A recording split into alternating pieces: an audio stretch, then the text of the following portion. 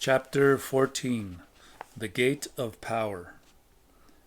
Saturday, April 8th, 1962. Is death a personage, Don Juan? I asked as I sat down on the porch. There was an air of bewilderment in Don Juan's look. He was holding a bag of groceries I had brought him. He carefully placed them on the ground and sat down in front of me. I felt encouraged and explained that I wanted to know if death was a person or like a person when it watched a warrior's last dance. What difference does it make? Don Juan asked. I told him that the image was fascinating to me, and I wanted to know how he had arrived at it, how he knew that that was so. It's all very simple, he said.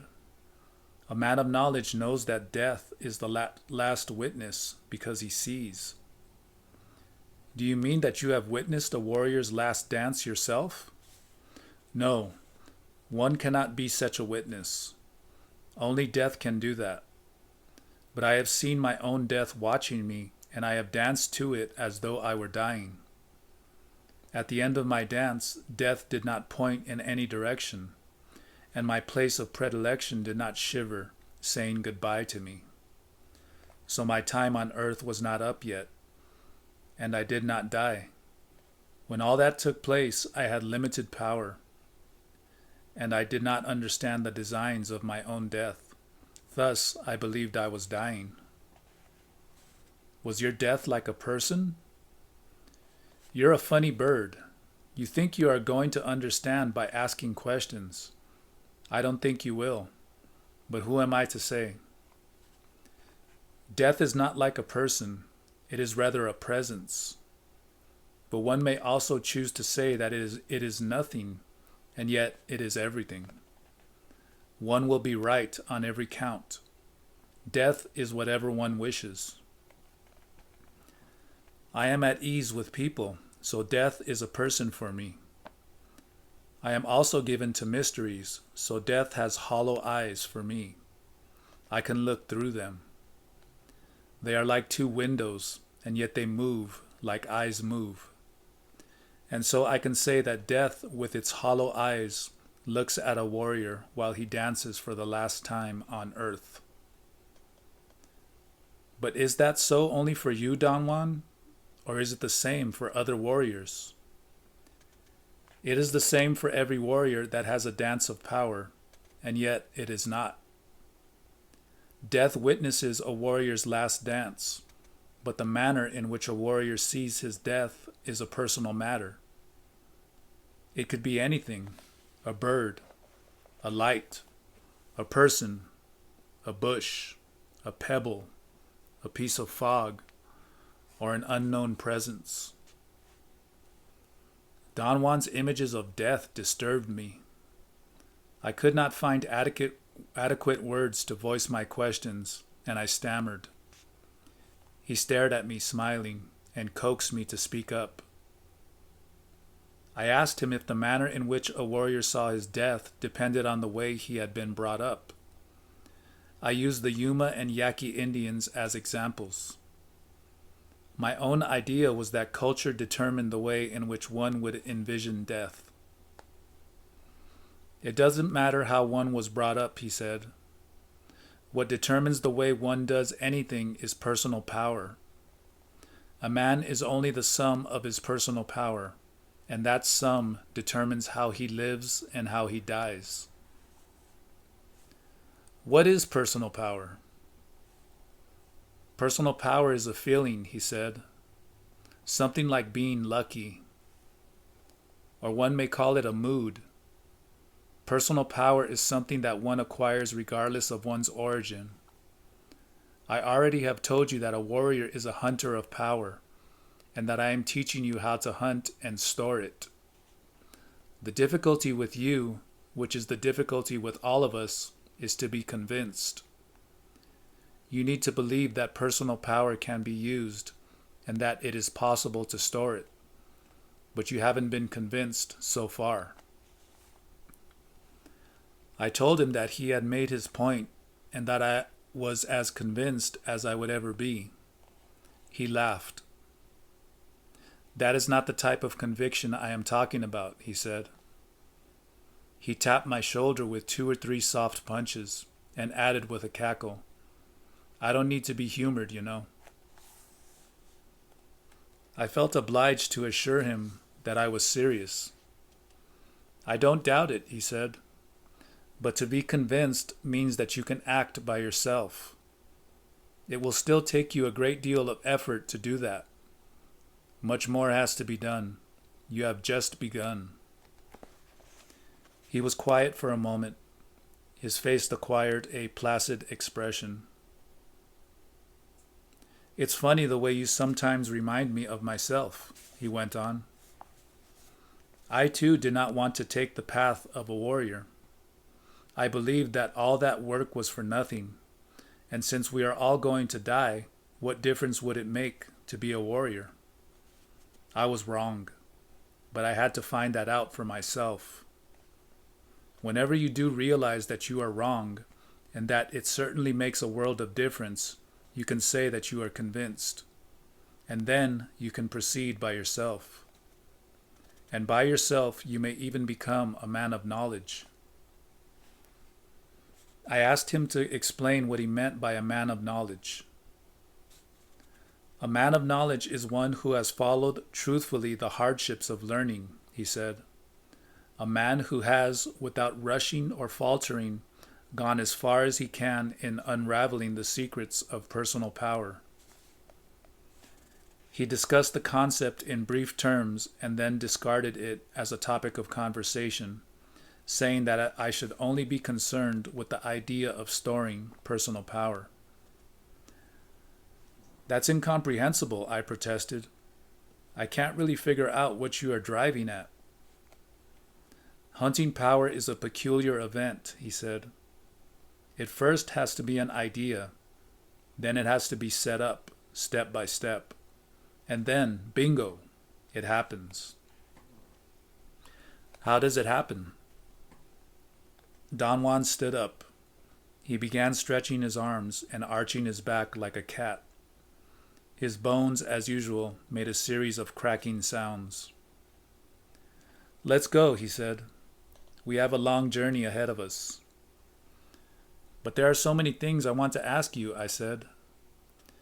We are going to a place of power, he said as he stepped inside his house. Why don't you save your questions for the time we are there? We may have an opportunity to talk. I thought we were going to drive, so I stood up and walked to my car. But Don Juan called me from the house and told me to pick up my net with gourds. He was waiting for me at the edge of the desert chaparral, behind his house. We have to hurry up, he said. We reached the lower slopes of the western Sierra Madre Mountains around 3 p.m. It had been a warm day, but towards the late afternoon, the wind became cold. Don Juan sat down on a rock and signaled me to do so likewise. What are we going to do here this time, Don Juan? You know very well that we're here to hunt power. I know that, but what are we going to do here in particular? You know that I don't have the slightest idea. Do you mean that you never follow a plan? Hunting power is a very strange affair, he said. There is no way to plan it ahead of time. That's what's exciting about it. A warrior proceeds as if he had a plan, though, because he trusts his personal power. He knows for a fact that it will make him act in the most appropriate fashion. I pointed out that his statements were somehow contradictory. If a warrior already had personal power, why was he hunting for it? Don Juan raised his brows and made a gesture of feigned disgust. You're the one who is hunting personal power, he said, and I am the warrior who already has it. You asked me if I had a plan, and I said that I trust my personal power to guide me, and that I don't need to have a plan. We remained quiet for a moment and then began walking again. The slopes were very steep, and climbing them was very difficult and extremely tiring for me. On the other hand, there seemed to be no end to Don Juan's stamina. He did not run or hurry. His walking was steady and tireless. I noticed that he was not even perspiring, even after having climbed an enormous and almost vertical slope. When I reached the top of it, Don Juan was already there, waiting for me. As I sat down next to him, I felt that my heart was about to burst out of my chest. I lay on my back and perspiration literally poured from my brows. Don Juan laughed out loud and rolled me back and forth for a while. The motion helped me catch my breath. I told him that I was simply awed by his physical prowess. "I've been trying to draw attention to it all along," he said. "You're not old at all, Don Juan." "Of course not. I've been trying to make you notice it." "How do you do it?" "I don't do anything. My body feels fine, that's all. I treat myself very well.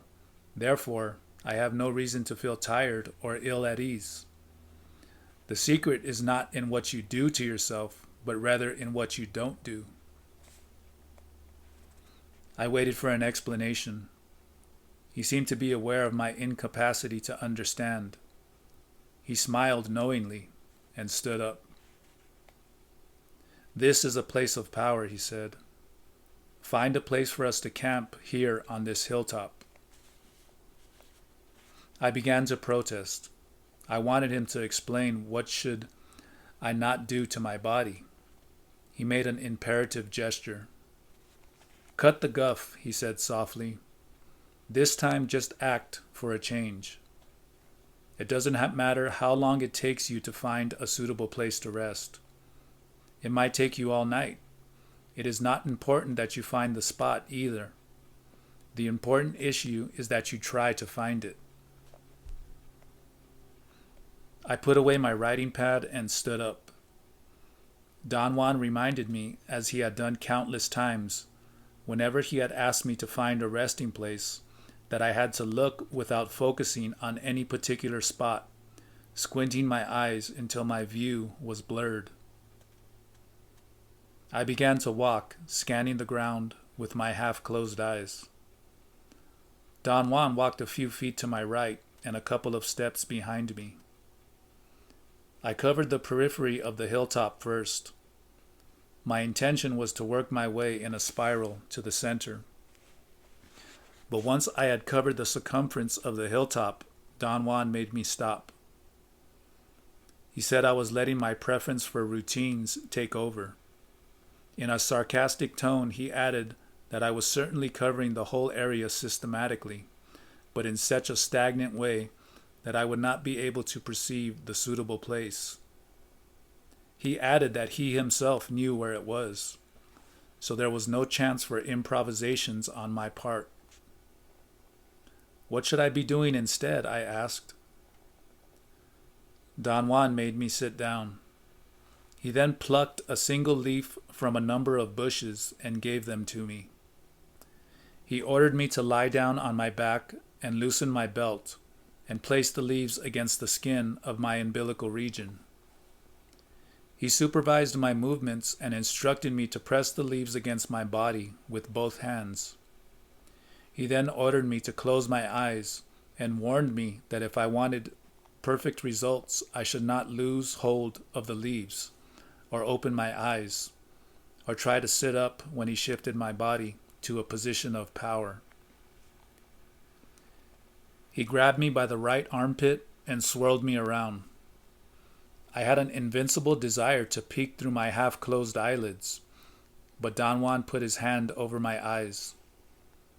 He commanded me to concern myself only with the feeling of warmth that was going to come from the leaves. I lay motionless for a moment, and then I began to feel a strange heat emanating from the leaves.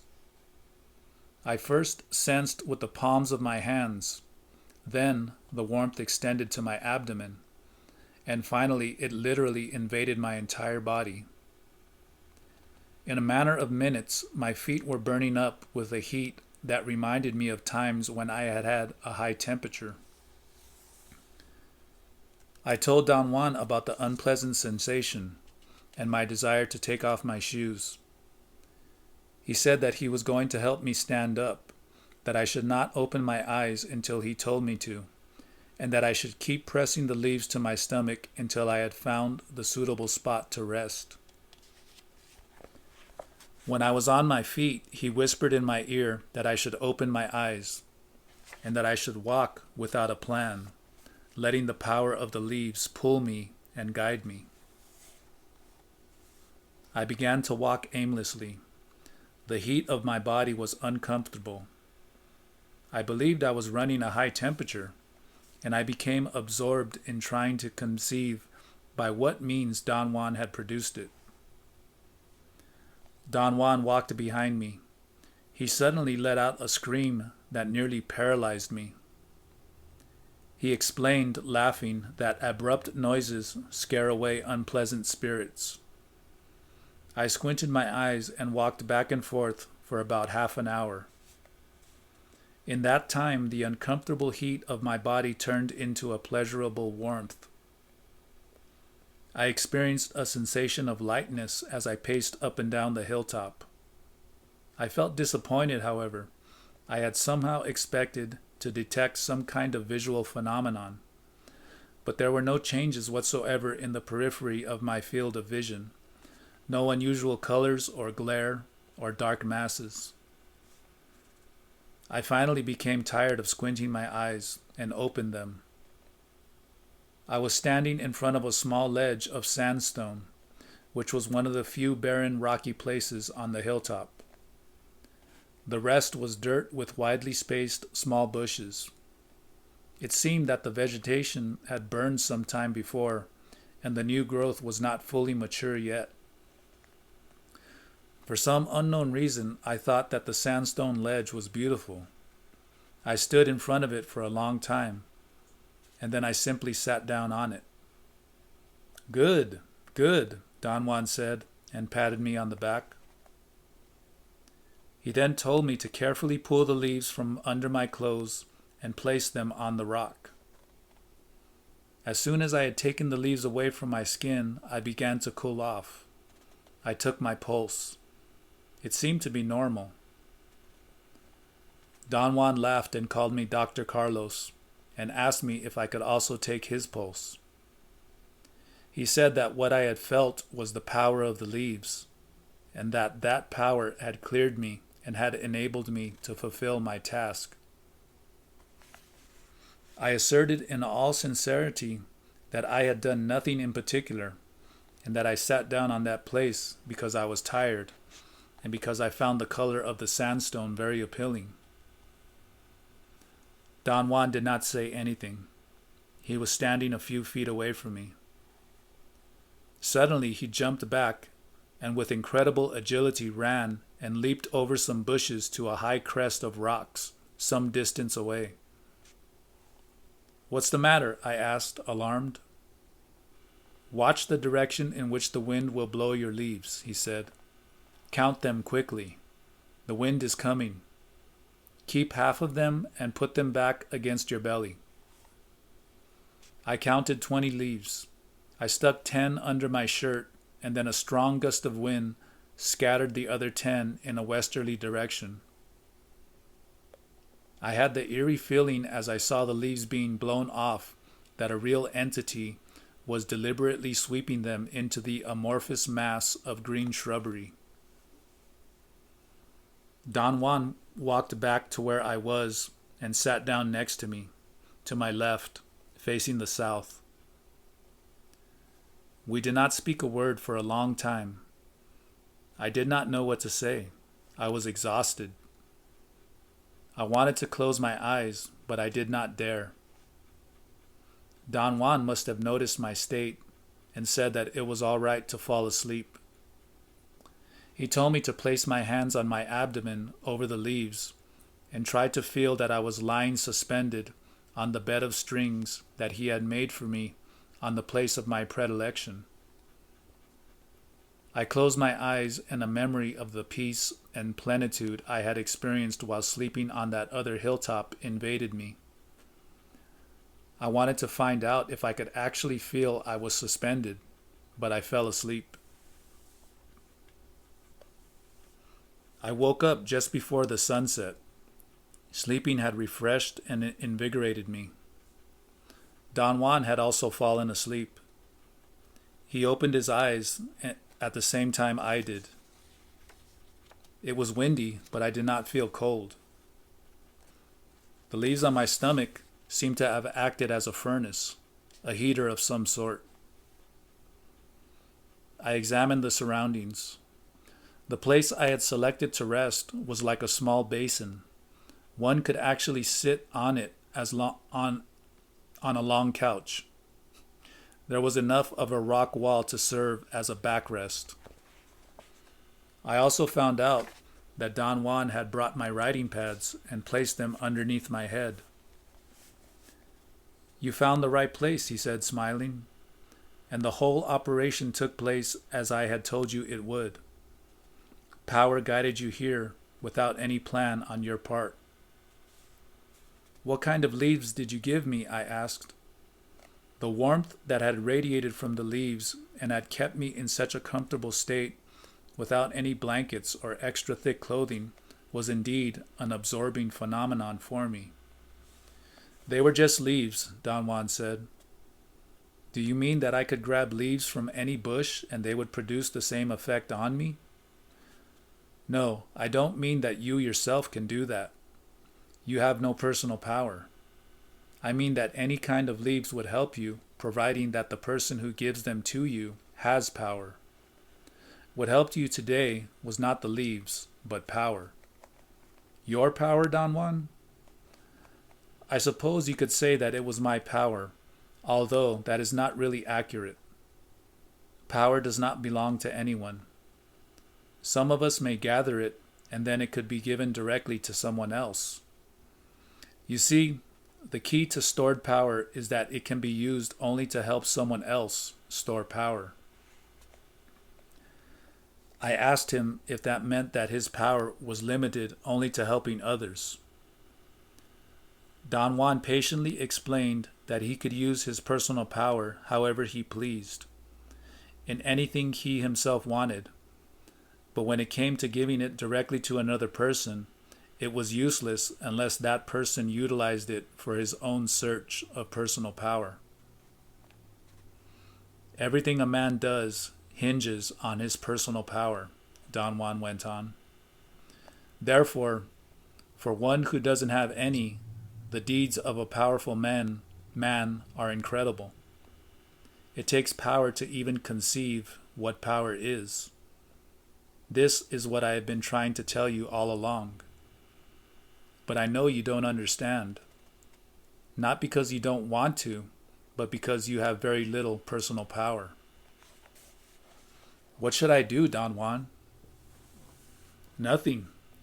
Just proceed as you are now. Power will find a way." He stood up and turned around in a complete circle, staring at everything in the surroundings. His body moved at the same time his eyes moved.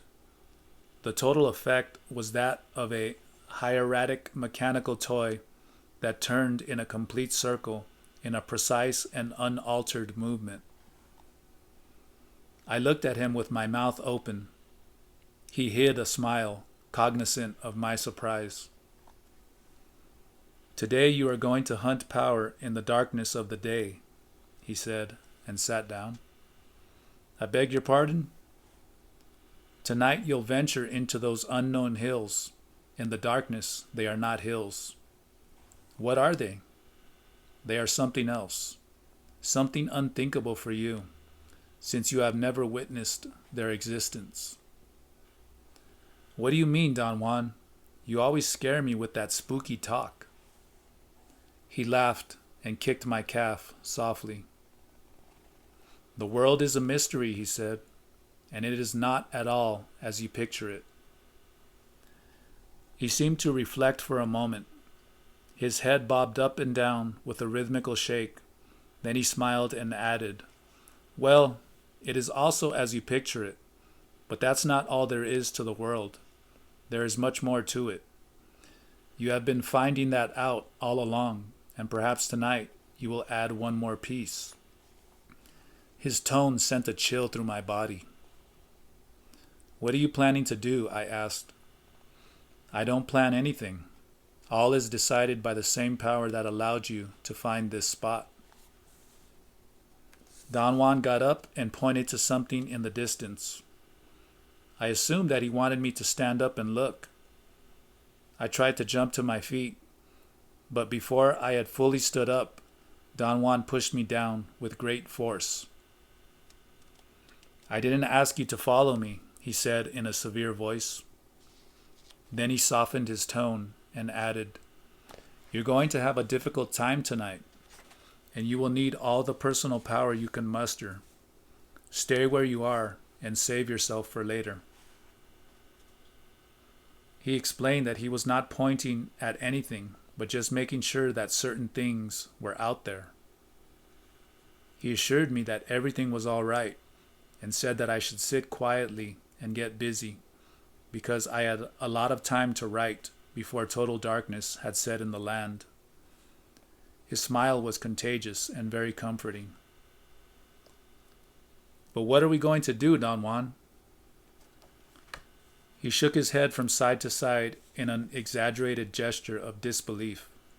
Write, he commanded me and turned his back to me. There was nothing else for me to do. I worked on my notes until it was too dark to write.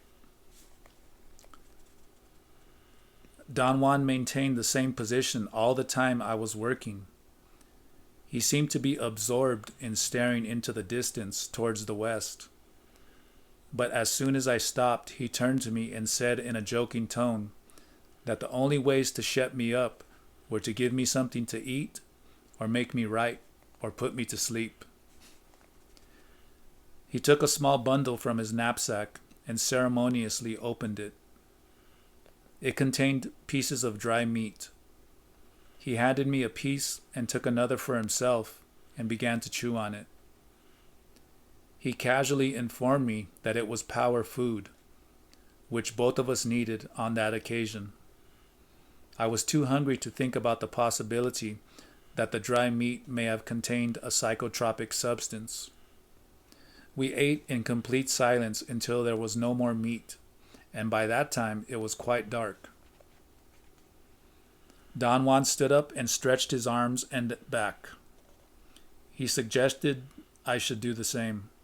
He said it was a good practice to stretch the entire body after sleeping, sitting, or walking.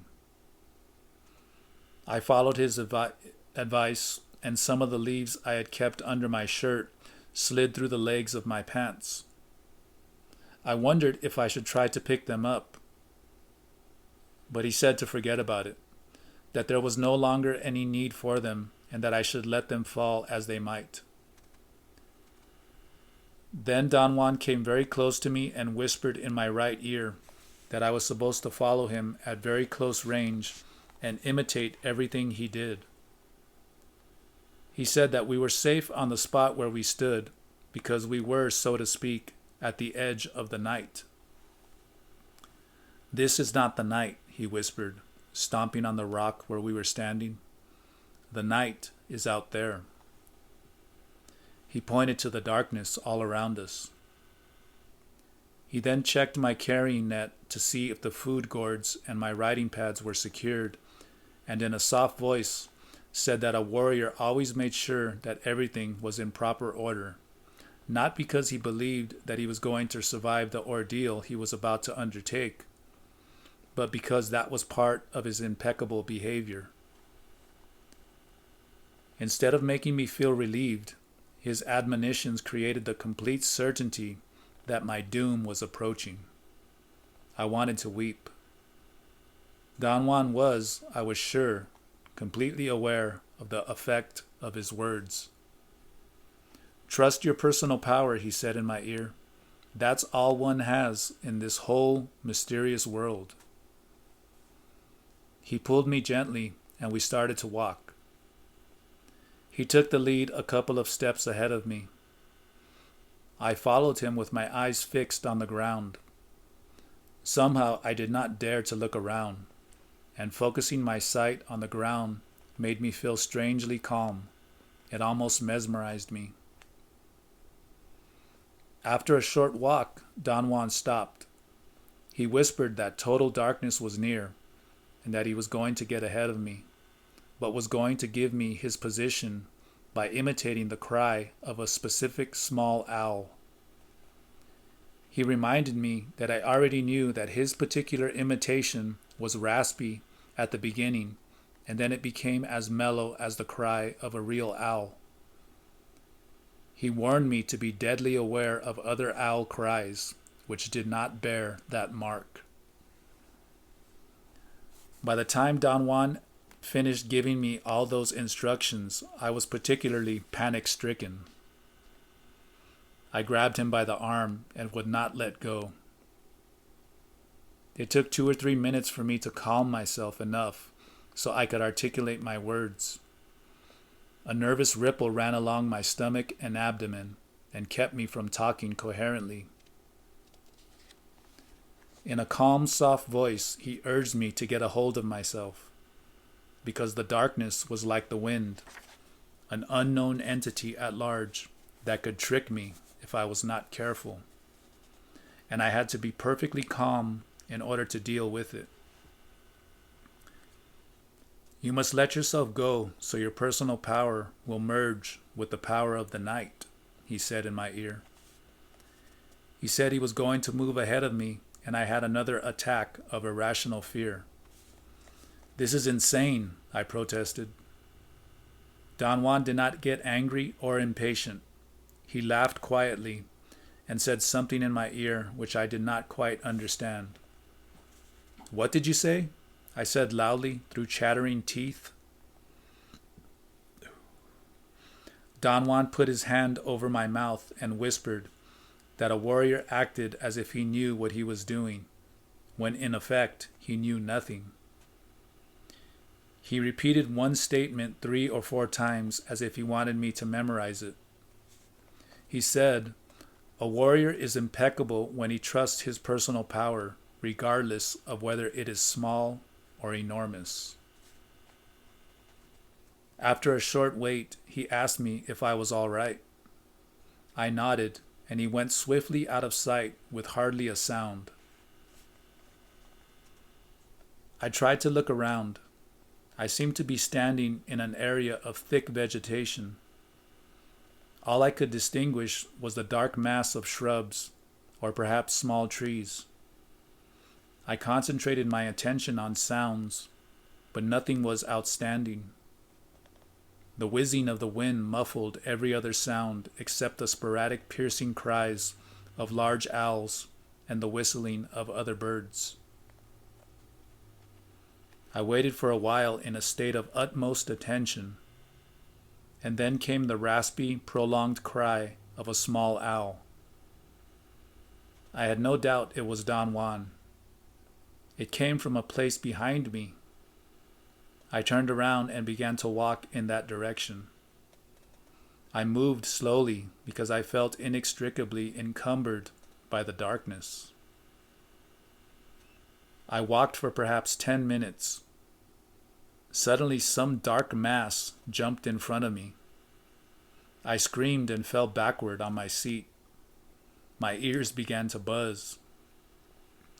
The fright was so great that it cut my wind. I had to open my mouth to breathe.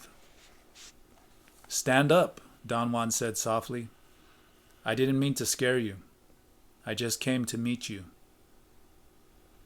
He said that he had been watching my crappy way of walking, and that when I moved in the darkness, I looked like a crippled old lady trying to tiptoe between mud puddles. He found this image funny and laughed out loud. He then proceeded to demonstrate a special way of walking in the darkness, a way which he called the gate of power. He stooped over in front of me and made me run my hands over his back and knees in order to get an idea of the position of his body. Don Juan's trunk was slightly bent forward, but his spine was straight. His knees were also slightly bent. He walked slowly in front of me so I could take notice that he raised his knees almost to his chest every time he took a step. And then he actually ran out of sight and came back again. I could not conceive how he could run in total darkness. The gate of power is for running at night, he whispered in my ear. He urged me to try it myself. I told him that I was sure I would break my legs falling into a crevice or a rock. Don Juan very calmly said that the gate of power was completely safe. I pointed out that the only way I could understand his acts was by assuming he knew those hills to perfection and thus could avoid the pitfalls. Don Juan took my head in his hands and whispered forcefully, "This is the night, and it is power." He let go of my head and then added in a soft voice that at night the world was different, and that his ability to run in the darkness had nothing to do with his knowledge of those hills. He said that the key to it was to let one's personal power flow out freely, so it could merge with the power of the night, and that once that power took over, there was no chance for a slip-up. He added, in a tone of utmost seriousness, that if I doubted it, I should consider for a moment what was taking place. For a man of his age to run in those hills at that hour would be suicidal if the power of the night was not guiding him. "Look," he said, and ran swiftly out into the darkness and came back again. The way his body moved was so extraordinary that I could not believe what I was seeing. He sort of jogged on the same spot for a moment. The manner in which he lifted his legs reminded me of a sprinter doing preliminary warm-up exercises. He then told me to follow him. I did it with utter constraint and uneasiness. With extreme care, I tried to look where I was stepping, but it was impossible to judge distance. Don Juan came back and jogged by my side. He whispered that I had to abandon myself to the power of the night and trust the little bit of personal power that I had, or I would never be able to move with freedom, and that the darkness was encumbering only because I relied on my sight for everything I did, not knowing that another way to move was to let power be the guide. I tried various times without any success. I simply could not let go. The fear of injuring my legs was overpowering. Don Juan ordered me to keep on moving in the same spot and try to feel as if I were actually using the gate of power.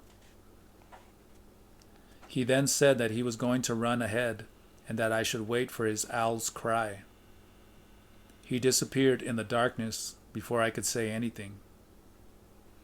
I closed my eyes at times and jogged on the same spot, with my knees and trunk bent for perhaps an hour. Little by little, my tension began to ease up until I was fairly comfortable. Then I heard Don Juan's cry. I ran 5 or 6 yards in the direction where the cry came from, trying to abandon myself, as Don Juan had suggested. But stumbling into a bush immediately brought back my feelings of insecurity.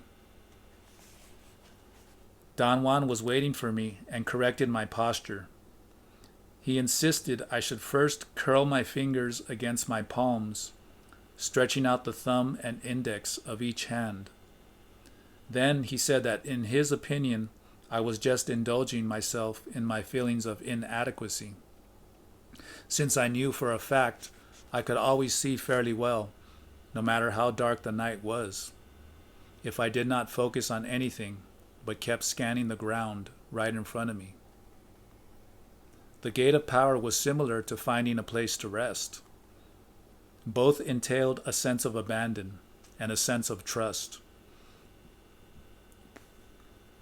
The gate of power required that one keep the eyes on the ground directly in front, because even a glance to either side would produce an alteration in the flow of movement. He explained that bending the trunk forward was necessary in order to lower the eyes, and the reason for lifting the knees up to the chest was because the steps had to be very short and safe. He warned me that I was going to stumble a great deal at first, but he assured me that with practice I could run as swiftly and as safely as I could in the daytime. For hours I tried to imitate his movements and get into the mood he recommended. He would very patiently jog on the same spot in front of me, or he would take off in a short run and return to where I was, so I could see how he moved. He would even push me and make me run a few yards. Then he took off and called me with a series of owl cries. In some inexplicable way, I moved with an unexpected degree of self-confidence. To my knowledge, I had done nothing to warrant that feeling, but my body seemed to be cognizant of things without thinking about them. For example, I could not really see the jagged rocks in my way, but my body always managed to step on the edges and never in the crevices, except for a few mishaps when I lost my balance because I became distracted. The degree of concentration needed to keep scanning the area directly in front of me had to be total. As Don Juan had warned me, any slight glance to the side or too far ahead altered the flow. I located Don Juan after a long search. He was sitting by some dark shapes that seemed to be trees. He came towards me and said that I was doing very well, but it was time to quit because he had been using his whistle long enough and was sure that by then it could be imitated by others. I agreed that it was time to stop. I was nearly exhausted by my attempts. I felt relieved and asked him who would imitate his cry. Powers, allies, spirits, who knows? He said in a whisper. He explained that those entities of the night usually made very melodious sounds, but were at a great disadvantage in reproducing the raspiness of human cries or bird whistlings. He cautioned me to always stop moving if I ever heard such a sound, and to keep in mind all he had said, because at some other time I might need to make the proper identification. In a reassuring tone, he said that I had a very good idea what the gate of power was like, and that in order to master it, I needed only a slight push, which I could get on another occasion when we ventured again into the night. He patted me on the shoulder and announced that he was ready to leave. "Let's get out of here," he said, and began running. "Wait, wait," I screamed frantically. "Let's walk." Don Juan stopped and took off his hat. "Golly," he said in a tone of perplexity, "we're in a fix. You know that I cannot walk in the dark. I can only run. I'll break my legs if I walk." I had the feeling he was grinning when he said that, although I could not see his face. He added in a confidential tone that he was too old to walk, and the little bit of the gate of power that I had learned that night had to be stretched to meet the occasion. "If we don't use the gate of power, we will be mowed down like grass," he whispered in my ear. "By whom?" "There are things in the night that act on people," he whispered in a tone that sent chills through my body. He said that it was not important that I keep up with him, because he was going to give repeated signals of 4 owl cries at a time so I could follow him. I suggested that we should stay in those hills until dawn and then leave. He retorted in a very dramatic tone that to stay there would be suicidal, and even if we came out alive, the night would have drained our personal power to the point that we could not avoid being the victims of the first hazard of the day. "Let's not waste time anymore," he said, with a note or urgency in his voice. "Let's get out of here." He assured me that he would try to go as slowly as possible. His final instructions were that I should try not to utter a sound, not even a gasp, no matter what happened. He gave me the general direction we were going to go in and began running at a markedly slower pace. I followed him, but no matter how slow he moved, I could not keep up with him, and he soon disappeared in the darkness ahead of me. After I was alone, I became aware that I had adopted a fairly fast walk without realizing it. And that came as a shock to me. I tried to maintain that pace for a long while, and then I heard Don Juan's call a little bit to my right. He whistled 4 times in succession. After a very short while, I again heard his owl cry, this time to my far right. In order to follow it, I had to make a 45-degree turn. I began to move in the new direction, expecting that the other 3 cries of the set would give me a better orientation. I heard a new whistle, which placed Don Juan almost in the direction where we had started. I stopped and listened. I heard a very sharp noise a short distance away, something like the sound of 2 rocks being struck against each other. I strained to listen and detected a series of soft noises, as if 2 rocks were being struck gently. There was another owl's cry, and then I knew what Don Juan had meant. There was something truly melodious about it. It was definitely longer and even more mellow than a real owl's. I felt a strange sensation of fright. My stomach contracted as if something were pulling me down from the middle part of my body. I turned around and started to semi-jog in the opposite direction. I heard a faint owl cry in the distance. There was a rapid succession of 3 more cries. They were Don Juan's. I ran in their direction. I felt that he must have been a good 1/4 of a mile away, and if he kept up that pace, I would soon be inextricably alone in those hills. I could not understand why Don Juan would run ahead when he could have run around me if he needed to keep that pace. I noticed then that there seemed to be something moving with me to my left. I could almost see it in the extreme periphery of my visual field. I was about to panic, but a sobering thought crossed my mind. I could not possibly see anything in the dark. I wanted to stare in that direction, but I was afraid to lose my momentum. Another owl cry jolted me out of my deliberations. It came from my left. I did not follow it because it was without a doubt the most sweet and melodious cry I had ever heard. It did not frighten me, though. There was something very appealing, or perhaps haunting, or even sad about it. Then a very swift, dark mass crossed from left to right ahead of me. The suddenness of its movements made me look ahead. I lost my balance and crashed noisily against some shrubs. I fell down on my side, and then I heard the melodious cry a few steps to my left. I stood up, but before I could start moving forward again, there was another cry, more demanding and compelling than the first.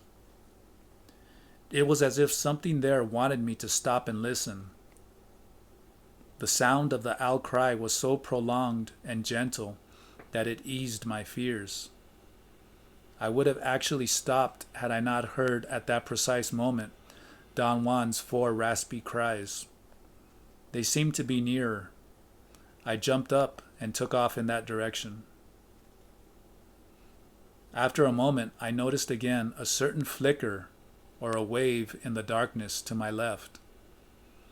It was not a sight proper, but rather a feeling, and yet I was almost sure I was perceiving it with my eyes. It moved faster than I did, and again it crossed from left to right, making me lose my balance. This time I did not fall down, and strangely enough, not falling down annoyed me. I suddenly became angry, and the incongruency of my feelings threw me into true panic. I tried to accelerate my pace. I wanted to give out an owl cry myself to let Don Juan know where I was, but I did not dare to disobey his instructions. At that moment, some gruesome thing came to my attention. There was actually something like an animal to my left, almost touching me. I jumped involuntarily and veered to my right. The fright almost suffocated me. I was so intensely gripped by fear that there were no thoughts in my mind as I moved in the darkness as fast as I could. My fear seemed to be a bodily sensation that had nothing to do with my thoughts. I found that condition very unusual. In the course of my life, my fears had always been mounted on an intellectual matrix and had been engendered by threatening social situations or by people behaving towards me in dangerous ways. This time, however, my fear was a true novelty. It came from an unknown part of the world, and it hit me in an unknown part of myself. I heard an owl cry very close and slightly to my left. I could not catch the details of its pitch, but it seemed to be Don Juan's. It was not melodious. I slowed down. Another cry followed. The raspiness of Don Juan's whistles was there, so I moved faster. A third whistle came from a very short distance away. I could distinguish a dark mass of rocks, or perhaps trees. I heard another owl's cry, and I thought that Don Juan was waiting for me, because we were out of the field of danger. I was almost at the edge of the darker area when a fifth cry froze me on the spot. I strained to see ahead into the dark area, but a sudden rustling sound to my left made me turn around in time to notice a black object, blacker than the surroundings, rolling or sliding by my side. I gasped and jumped away. I heard a clicking sound as if someone were smacking his lips, and then a very dark mass lurched out of the darker area. It was square, like a door, perhaps 8 to 10 feet high. The suddenness of its appearance made me scream. For a moment my fright was all out of proportion, but a second later I found myself awesomely calm, staring at the dark shape. My reactions were, as far as I was concerned, another total novelty. Some part of myself seemed to pull me towards the dark area with an eerie insistence, while another part of me resisted. It was as if I wanted to find out for sure on the one hand, and on the other, I wanted to run hysterically out of there. I barely heard Don Juan's owl cries. They seemed to be very close by, and they seemed to be frantic. They were longer and raspier, as though he was whistling while he ran towards me. Suddenly, I seemed to regain control of myself and was able to turn around, and for a moment I ran just as Don Juan had been wanting me to. "Don Juan!" I shouted when I found him. He put his hand on my mouth and signaled me to follow, and we both jogged at a very comfortable pace until we came to the sandstone ledge where we had been before. We sat in absolute silence on the ledge for about an hour until dawn. Then we ate food from the gourds. Don Juan said that we had to remain on the ledge until midday, and that we were not going to sleep at all, but were going to talk as if nothing was out of the ordinary. He asked me to relate in detail everything that had happened to me from the moment he had left me. When I concluded my narration, he stayed quiet for a long time. He seemed to be immersed in deep thought. "It doesn't look too good," he finally said. "What happened to you last night was very serious.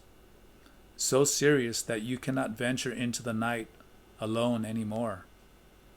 From now on, the entities of the night won't leave you alone." "What happened to me last night, Don Juan?" "You stumbled on some entities which are in the world and which act on people. You know nothing about them because you have never encountered them. Perhaps it would be more proper to call them entities of the mountains. They don't really belong to the night.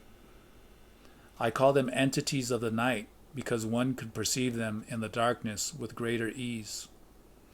They are here, around us, at all times. In daylight, however, it is more difficult to perceive them, simply because the world is familiar to us, and that which is familiar takes precedence. In the darkness, on the other hand, everything is equally strange, and very few things take precedence, so we are more susceptible to those entities at night." "But are they real, Don Juan?" "Of course. They are so real that ordinarily they kill people, especially those who stray into the wilderness and have no personal power." "If you knew they were so dangerous, why did you leave me alone there?" "There is only one way to learn, and that way is to get down to business. To only talk about power is useless. If you want to know what power is, and if you want to stress it, you must tackle everything yourself. The road to knowledge and power is very difficult and very long. You may have noticed that I have not let you venture into the darkness by yourself until last night. You did not have enough power to do that. Now you do have enough to wage a good battle, but not enough to stay in the dark by yourself." "What would happen if I did?" "You'll die. The entities of the night will crush you like a bug." "Does that mean that I cannot spend the night by myself?" "You could spend the night by yourself in your bed, but not in the mountains." "What about the flatlands?" "It applies only to the wilderness, where there are no people around, especially the wilderness in high mountains, since the natural abodes of the entities of the nights are rocks and crevices. You cannot go to the mountains from now on unless you have stored enough personal power." "But how can I store personal power?" "You are doing it by living the way I have recommended. Little by little, you are plugging up all your points of drainage. You don't have to be deliberate about it, because power always finds a way. Take me as an example. I didn't know I was storing power when I first began to learn the ways of a warrior. Just like you, I thought I wasn't doing anything in particular, but that was not so. Power has the peculiarity of being unnoticeable when it is being stored." I asked him to explain how he had arrived at the conclusion that it was dangerous for me to stay by myself in the darkness. "The entities of the night moved along your left," he said. "They were trying to merge with your death, especially the door that you saw. It was an opening, you know, and it would have pulled you in until you had been forced to cross it, and that would have been your end. I mentioned in the best way I could that I thought it was very strange that things always happened when he was around, and that it was as if he had been concocting all the events himself. The times I had been alone in the wilderness at night had always been perfectly normal and uneventful. I had never experienced shadows or strange noises. In fact, I had never been frightened by anything." Don Juan chuckled softly and said that everything was proof he had enough personal power to call a myriad of things to his aid. I had the feeling he perhaps was hinting that he actually had called on some people as his confederates. Don Juan seemed to have read my thoughts and laughed out loud. "Don't tax yourself with explanations," he said. "What I said makes no sense to you, simply because you still don't have enough personal power. Yet you have more than when you started, so things have begun to happen to you. You already had a powerful encounter with the fog and lightning. It is not important that you understand what happened to you that night. What's important is that you have acquired the memory of it. The bridge and everything else you saw that night will be repeated someday when you have enough personal power." "For what purpose would all that be repeated, Don Juan?" "I don't know. I'm not you. Only you can answer that. We are all different. That's why I had to leave you by yourself last night. Although I knew it was mortally dangerous. You had to test yourself against those entities. The reason I chose the owl's cry was because owls are the entity's messengers. To imitate the cry of an owl brings them out. They became dangerous to you not because they are naturally malevolent, but because you were not impeccable. There is something in you that is very chintzy, and I know what it is. You are just humoring me.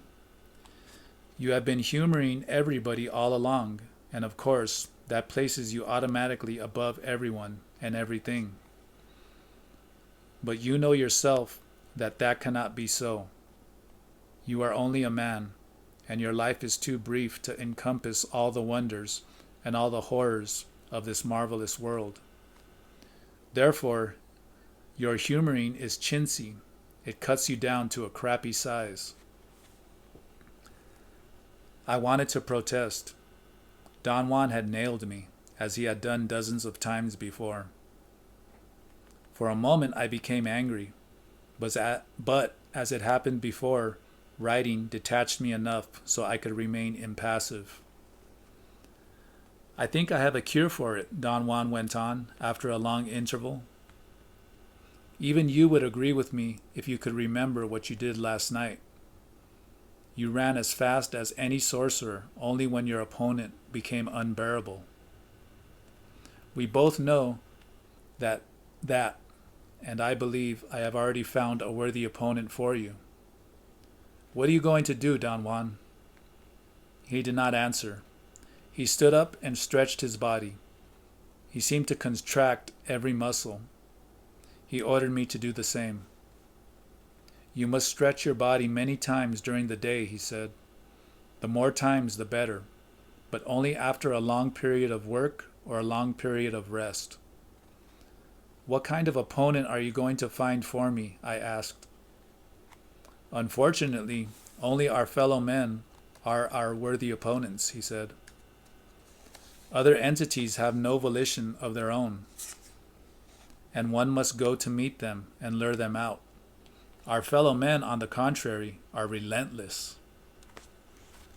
"We have talked long enough," Don Juan said in an abrupt tone, and turned to me. "Before we leave, you must do one more thing, the most important of all. I'm going to tell you something right now to set your mind at ease about why you are here. The reason you keep on coming to see me is very simple. Every time you have seen me, your body has learned certain things, even against your desire. And finally, your body now needs to come back to me to learn more. Let's say that your body knows that it is going to die, even though you never think about it. So, I've been telling your body that I too am going to die, and before I do, I would like to show your body certain things which you cannot give to your body yourself. For example, your body needs fright. It likes it. Your body needs the darkness and the wind. Your body now knows the gate of power and can't wait to try it. So let's say then that your body returns to see me because I am its friend." Don Juan remained silent for a long while. He seemed to be struggling with his thoughts. "I've told you that the secret of a strong body is not in what you do to it, but what you don't do," he finally said. "Now it is time for you not to do what you always do. Sit down here until we leave and not do." "I don't follow you, Don Juan." He put his hands over my notes and took them away from me. He carefully closed the pages of my notebook, secured it with a rubber band, and then threw it like a disc far into the chaparral. I was shocked and began to protest, but he put his hand over my mouth.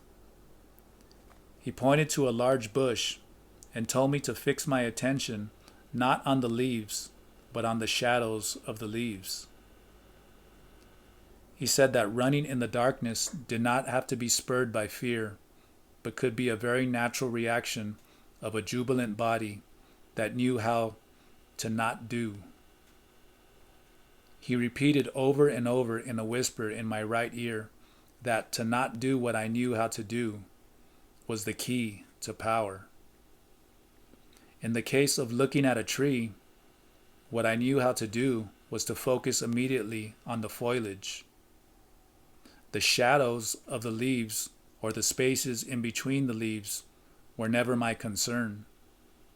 His last admonitions were to start focusing on the shadows of the leaves, on one single branch, and then eventually work my way to the whole tree, and not to let my eyes go back to the leaves, because the first deliberate step to storing personal power was to allow the body to not do. Perhaps it was because of my fatigue or my nervous excitation, but I became so immersed in the shadows of the leaves that by the time Don Juan stood up, I could almost group the dark masses of shadows as effectively as I normally grouped the foliage. The total effect was startling. I told Don Juan that I would like to stay longer. He laughed and patted me on my hat. "I've told you," he said, "the body likes things like this." He then said that I should let my stored power guide me through the bushes to my notebook. He gently pushed me into the chaparral. I walked aimlessly for a moment, and then I came upon it. I thought that I must have unconsciously memorized the direction in which Don Juan had thrown it. He explained the event, saying that I went directly to the notebook because my body had been soaked for hours in not doing.